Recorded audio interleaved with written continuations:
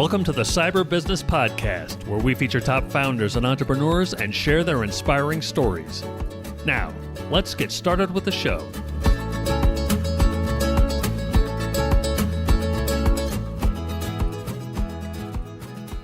Matthew Connor here, host of the Cyber Business Podcast. Today, we're joined by Carly Burke, CIO at Zinkerz. Carly, welcome to the show. Hi, thanks for having me. Thanks for coming on. Before we get too far in, a quick word from our sponsors. This episode is brought to you by cyberlinks.com. That's cyber, Lynx.com. Do you know if a hacker's in your system? Most people and most companies don't until it's too late and the hacker's already done damage. A hacker's job is to bypass your security, so companies need a way of knowing when someone's gone past theirs. That's where Cyberlinks comes in. We've partnered with the best cybersecurity companies in the world to be able to provide our clients with the best solutions at the best prices. So whether it's managed SIM, SOC, EDR, MDR, XDR, you name it, we'll help you find the best product at the best price. Find out more at cyberlinks.com. That's cyber, Lynx.com. And now back to our show. Carly, for those who aren't familiar, can you tell us about Zinkerz and your role there as CIO? Of course. So Zinkerz, first of all, we are celebrating our 10-year anniversary as a company, which is amazing. We're so excited to be 10 years old, and we have a lot of things on the horizon. Zinkerz started off as a company that was meant to design a test prep option for students just on their phone. We were trying to get students easy access to SAT prep and then expanding it to TOEFL and ACT. And that was our primary focus at the beginning. So we were making questions. We had an entire tech team designing our program. And along the way, we had to make a big pivot.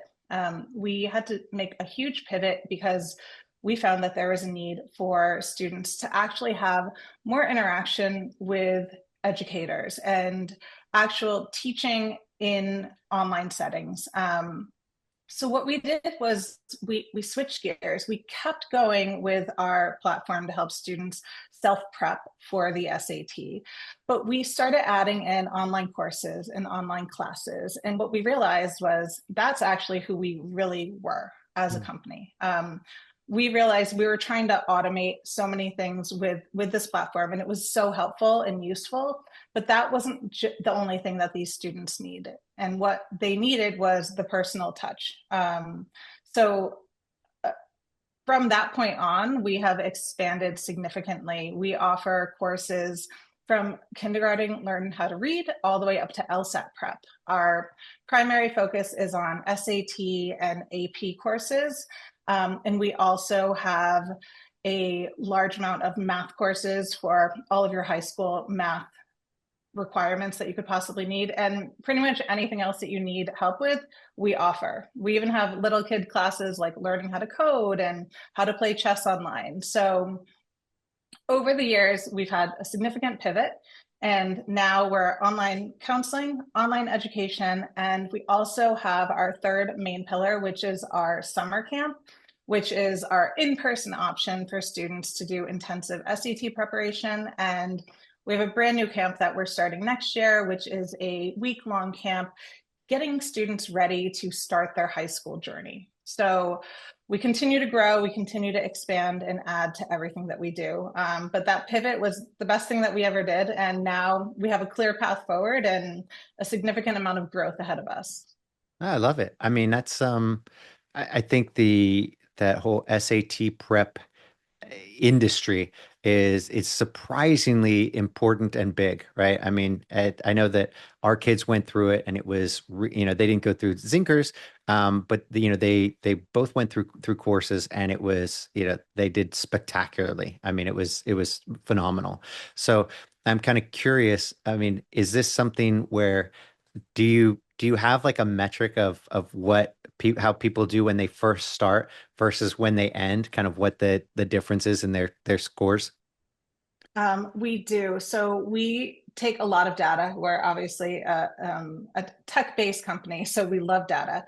And we always take either their first mock exam score with us, or if they come in already having taken the SAT, their first SAT score. And then we track their progress from start to finish. And on average, our students see an increase of over 350 points on their SAT. So it's a huge increase.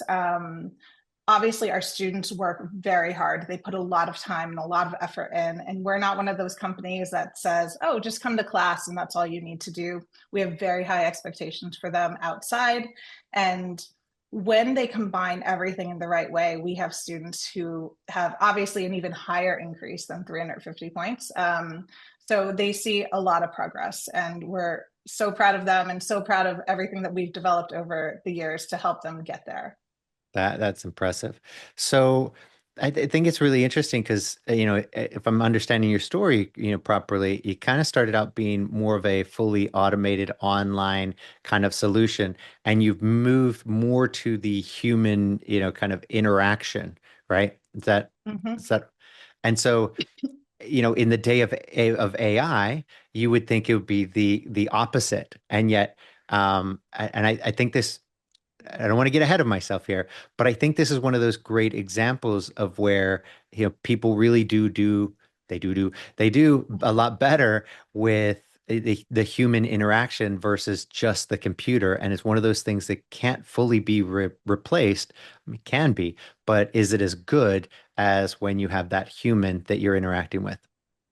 Right. And to be honest, there are some kids out there that would do completely fine with self-study, and they create a process for themselves, they make a plan, and they do not need the individualized prep. But that is a very small amount of students. What we try and do is create a good merit. I mean, we have our data collection, what we call our automation versus our personalization efforts. So we have a platform that our tech team here has built from the ground up, and our platform houses everything in it, from our calendars to our billing, but it also houses a lot of important data that seems like very straightforward data, but it's very helpful for us. Was a kid, did they miss class? Were they late to class? Did they do their homework? And what we do is we compile all of this data, and we get a very uh, interesting view on each student from just a pure numbers standpoint. And then we're able to take those numbers and then talk to the educators and talk to our entire team here in the office and figure out, okay, based on these numbers and what we see in class, how can we combine these two pieces of data together and help the kid get where they need to be? So by always making sure we're focusing on both aspects, I think we're giving our students really the best of both worlds. And we're not overlooking anything that we can think of, because we're always trying to look at both sides of things. We don't believe that automation is the answer. We also don't believe that just personalization is the only way to go. We need both in order to drive our students forward. I love that. So does that mean that then, I mean, on the back end of things, are you then yeah, are, are you then using a lot more, automation on the back end, and is AI playing a part there? Or is, kind of where do you see AI kind of fitting in your business, right? With how you're focused on the personal touch. Right. So we specifically, because of where the SAT is, it's an adaptive exam now, and it was not like when I took it. It was not adaptive. It was on paper. It was linear. Now it's adaptive, and it will change for students depending on how they do on one section. So just based on that alone, and that's not so much like AI like we see it, but that is just like the back end of things for us, which is really important. What we're doing is we're making sure that everything they do in class is extremely realistic. So they see if they do poorly on one section, then our automated exams are going to send them to the easier section. And what it's going to do is target the specific areas that they need help in. So we have on the back end, we have what we call a quid for each question, and we identify each question type with a unique marker. And that allows us to then gather more data, not just on how they did on the test as a whole, but how do they do on these types of questions, and how do they do on easy questions versus hard questions versus word problems. And just by looking at all of these identifiers, we can then give some very specific feedback and guidance and strategies to them, so that they can see the improvement that we just talked about. Very cool. So with SATs being I suppose, and ACT being test optional, I think for some universities. What's your take on this, and where do you see the future? Because I know it kind of went back and forth. It's been and I'm not sure everybody's really clear on it, especially with people with, high school age kids. There's a lot to learn. What can you tell us about that whole situation, and what should parents be looking at? So obviously during COVID, there was a huge shift. Number one, a lot of SAT exams were just canceled. Kids would fly to, we'd had stories of our students flying different states because they found an exam place that would take them, and they'd call the night before and say it was just canceled. So exams are getting canceled left and right. If you were lucky enough to take one, it was like very small percentage of students that actually had them go through. So many colleges went to test optional. There were some that were test optional before, but now COVID came and boom, now everything's test optional, right? And they tried to maintain that, similar to, I think, kind of similar to the shift where there was a huge shift to work from home. And then, like, slowly now there's a trickle back to coming back into the workplace. Same thing's happening with the SAT. So, not every student is going to be, number one, happy at a Ivy League or a top 10, or even are they even like thinking of applying there? But they tend to be the leaders in the educational forefront of what colleges are doing. So we now have, 6 of the 8 Ivies have test required. They require you to take an exam. Most of them are SAT or ACT, so now you have to submit them. One of them is, like Yale, for example, is test flexible, which is interesting because you can submit SAT or you can submit an AP score. They want some standardized testing score.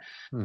And it doesn't matter which one it is, but most people in this case are actually submitting both.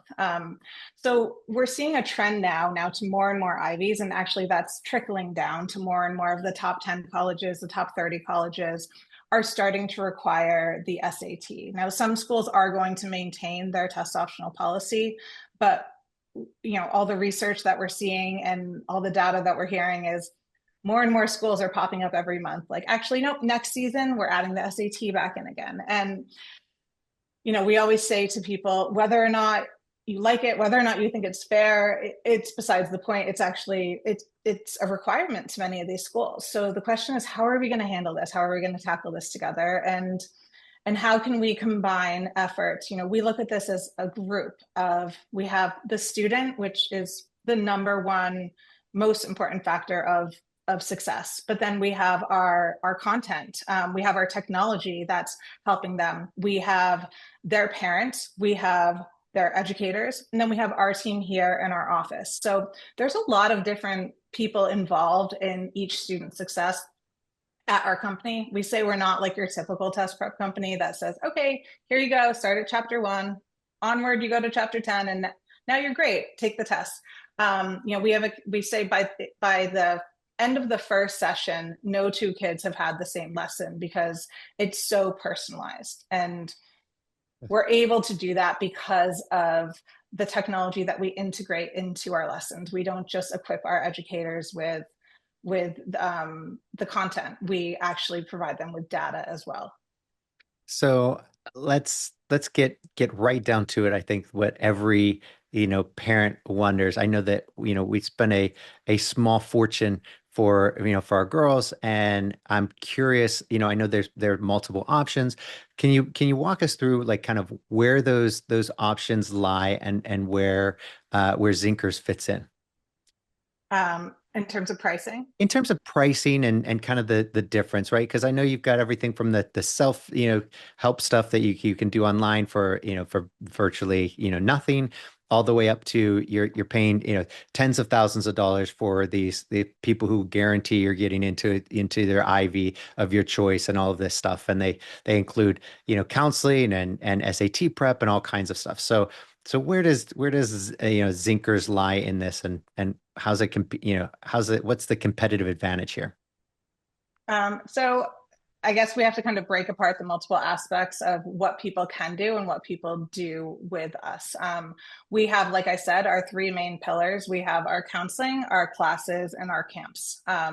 So those are all separate. You do not have to be a counseling client of ours in order to take classes with us, nor is it required that you become counseling if you take classes or if you come to our camp.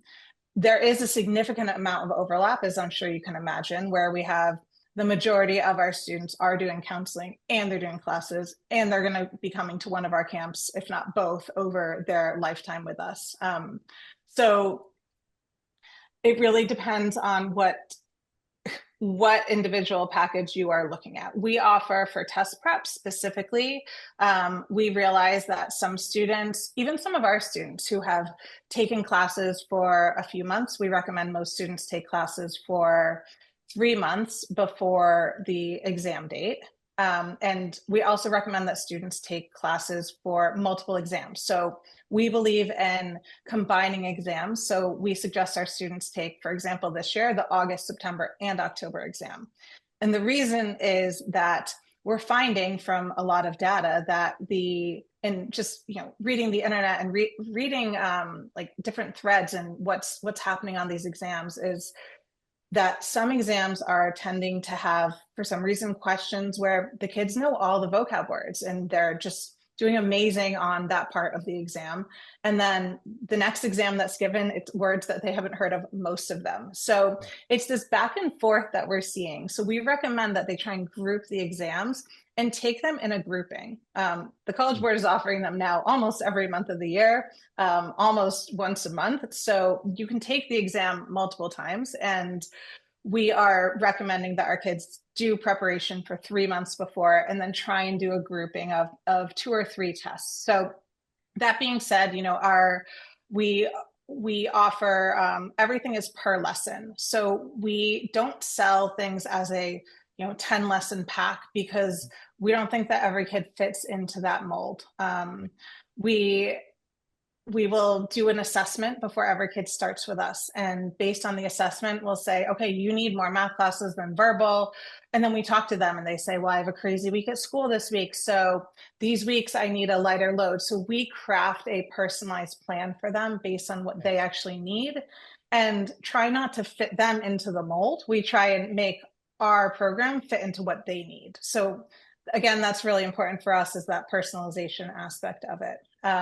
So all of those classes are paid per lesson, and everything is done per lesson. Our counseling is completely separate, and our counseling is something that we do not offer a la carte services. So some companies will say, oh, I'll read your essay and we'll give you feedback. And I'm sure that the feedback is productive. There's a great deal of copy editing that some students overlook. But what we do with our students is we try and see them for who they are as a whole. So we don't offer anything a la carte. We want to know who they are from the beginning until the end. We start developing these relationships with them as early as possible. We love when they sign on with us in 9th and 10th grade. And based on these relationships, we start to be able to give some advice on what classes they might benefit from. Should they look into outside AP classes? Should they join this group, or should they spend their time doing something else? And we give a lot of recommendations to them, and we try and also give them more possibilities. So along the way, we're developing this really close-knit relationship with them. So when it comes time to apply, we start off with this very in-depth, not personality quiz, but kind of a personality quiz. It's an aptitudes assessment. And we actually do it with them live. And then we go over the results with them live with the parents. And we like to use that as an eye-opening experience, not like, oh yeah, I knew I always wanted to be a teacher and this says that. But what we look for is the anomalies, and we look for things that we might say, well, like, look into all these other things that showed up here. And now let's broaden your view. And now let's look at what colleges you're going to look at, what majors you're going to look at, where are you going to be happy? And then we hone in from there. It's a very in-depth process. It's a very personal process. These students, they are working with their lead counselors and with their support counselors, and they're meeting multiple times a week, going over things. And really just trying to make sure that, we're guiding them so that they're submitting something that represents who they truly are in, really who they truly are to the colleges. Because there's nothing worse than, in my opinion, a kid potentially going to a college that thinks they're someone else, and that has presented themselves as someone who they're not, because they're probably not going to succeed because they're not going to be happy. So that's our counseling packages are, they are a one lump sum package. Sorry, scratch that. Our counseling packages are not a la carte, and you pay over the time that you're with us. Nice.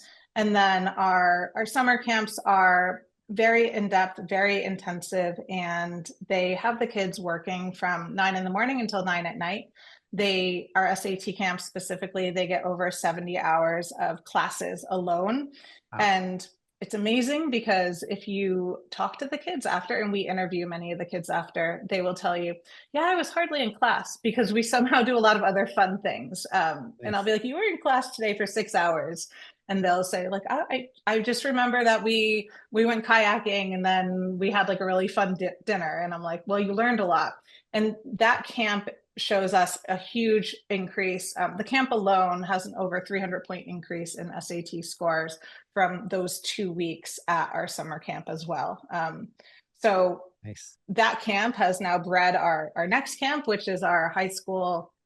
We're calling it high school journey, where a lot of parents are coming to us, specifically our counseling clients, saying like, I wish my child knew, or they wish they knew all of this going into 9th grade. They wish that they didn't wait until 10th or 11th grade to start to focus on academics, or to learn to write a research paper, or to give a presentation. So this camp is designed to like hone in on all those skills and give them a crash course before it becomes way too overwhelming for them. Oh, that's awesome. And I mean, I, you wouldn't think that going to to a summer camp, that you would want to do that sort of SAT prep, but kind of squeezing that in while they're doing other things so they can, instead of just kind of letting your brain atrophy all summer, which happens to a lot of kids, you just take 3 months off of anything. I don't care if you're a runner and you don't run for 3 months, you're not running as well, right? If you take 3 months off of thinking, you're not going to be thinking as well. Or, so it only makes sense that they would, have some sort of upkeep over the summer, and to merge that into a summer camp. Yeah. How is this not the norm, right? You would think that that would be how it goes, instead of these like, oh, go off to horse camp and play with horses for, for the summer. Like, okay. Um, but what happens when you return to school, in August or September? So yeah, no, that's brilliant. I love that. So, I love when we get CIOs on. I don't think we've ever had two on the show who've had the same path to CIO. It's always been different. And I think I like to call them origin stories, like we're superheroes or something. But can you share with us how you got into tech? What was it that, was it one of these early, things where you knew early on when the first time you saw a computer or played a video game, or what was it that kind of got you into tech? Or was it later on in life? You never thought?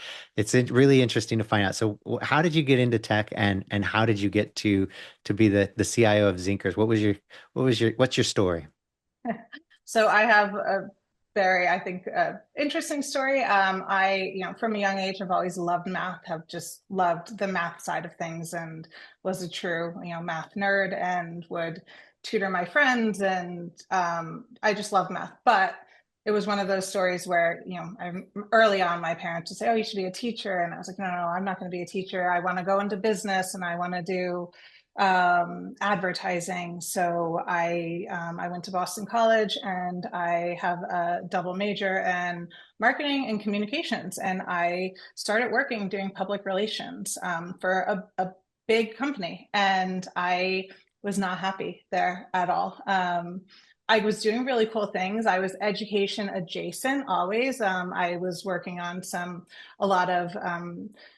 a lot of corporate giving programs, and helping actually, like, smaller education focused companies. So that part I liked, but I didn't like the culture of the business world. It was not for me, and I really wasn't happy.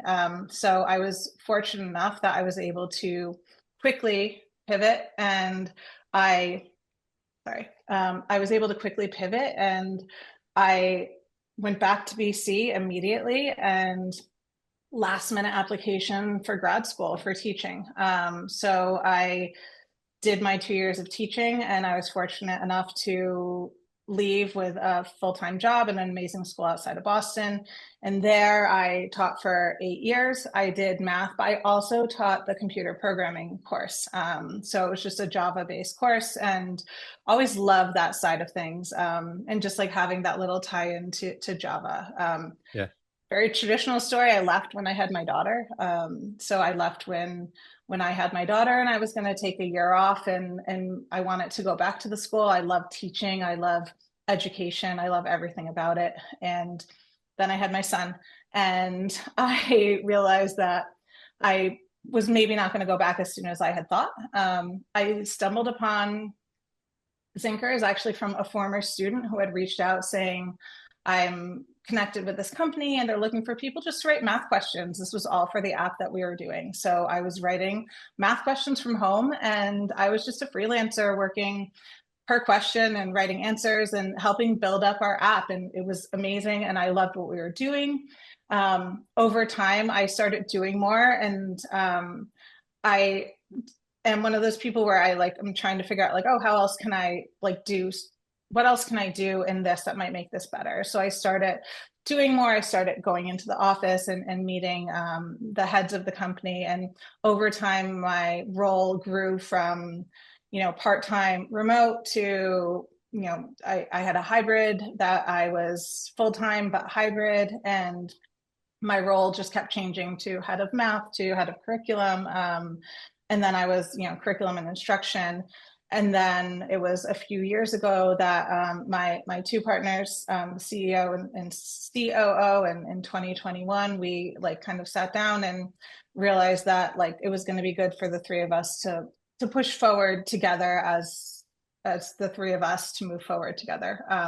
So it was, for me, amazing. It kind of solidified that I would never go back into the classroom, but I had been here from the start, and I realized all the potential that we had and still do have as we continue to grow both in size of our office and students that we help and countries that we're in, but also in terms of the technology that we're using to help our students and also help us in the office, just keep track of things. And we are constantly adding things to our platform that our team is like, it would be great if we could have this. And then,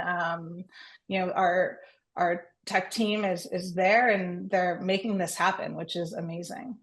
That's fantastic. That is the modern day mailroom to boardroom story. That's Yep. fantastic. I love that. I think that's once again a very first for our guests, and we've had, I don't know, at least 100 or so CIOs on, and never have they been the same path. I mean, we've had the truck driver to CIO, the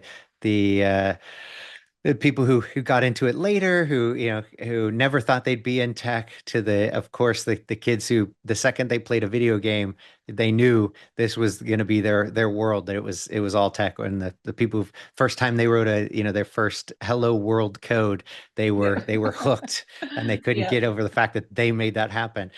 So I love this, yet again, another unique and wonderful story. Well, congratulations on all your success, and hope, and I wish Zinkerz, continued success. I think that it's so needed for so many kids. I mean, it's so impactful and so necessary for their kind of future academic success and ultimately career success. It helps launch them in the right direction. And so you guys are doing great work there. But Kylie, before we go, can you tell everybody where they can find out more about you and more about Zinkerz? Oh, of course. So we have a website that has pretty much everything you need on it, but it's zinkerz.com, Zinkerz.com. There's a link to book a consultation. And like I said, I'm sure you've heard, we really try and figure out the right path for each kid. So we're happy to talk with you about what your needs are and how we can help each kid. Every kid is unique. Every kid is different. Every kid has their own story. And we really celebrate that in all of all of our students. So we love to see them succeed for who they really are. And we're so proud of what we do, and we're so proud of where we're going. That's awesome. Until next time. All right. Thank you. Thanks for listening to the Cyber Business Podcast. We'll see you again next time, and be sure to click subscribe to get future episodes.